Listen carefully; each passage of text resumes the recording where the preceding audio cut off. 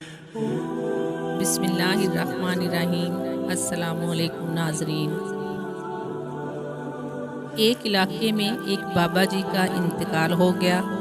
जनाजा तैयार हुआ और जब उठाकर कब्रिस्तान जाने लगे तो एक आदमी आगे आया और चारपाई का एक पाँव पकड़कर बोला, मरने वाले ने मेरे 15 लाख रुपए देने हैं, पहले मुझे पैसे दे दो, फिर इसको दफन करने दूंगा।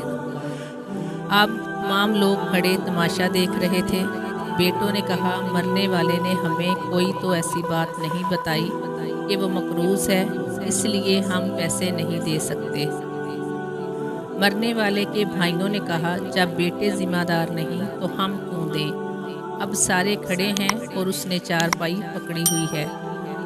जब बात घर की औरतों तक जा पहुंची, मरने वाले की इकलौती बेटी ने जब ये बात सुनी तो फ़ौरन अपना सारा जेवर उतारा और अपनी सारी नकद रकम जमा करके उस आदमी के लिए भिजवा दी और कहा, अल्लाह के लिए ये रकम और जेवर बेचकर इसकी रकम रखो और मेरे अब्बू का जनाजा ना रोको, मैं मरने से पहले सारा कर्जा अदा कर दूंगी, बाकी रकम का जल्द बंदोबस्त करूंगी। अब वो शख्स खड़ा हुआ और सारे मजमे को मुखातिब करके बोला, असल बात ये है कि मैंने मरने वाले से 15 लाख लेने नहीं बल्कि उसके 15 लाख देने हैं और उसके किसी वारिस को मैं जानता ना था, तो मैंने ये खेल खेला।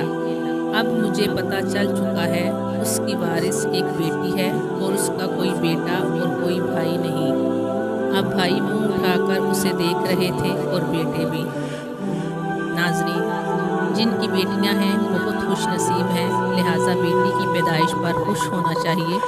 बेटियों की शरीयत में बहुत फजीलत बयान की गई है। अगर आपको आज की वीडियो अच्छी लगे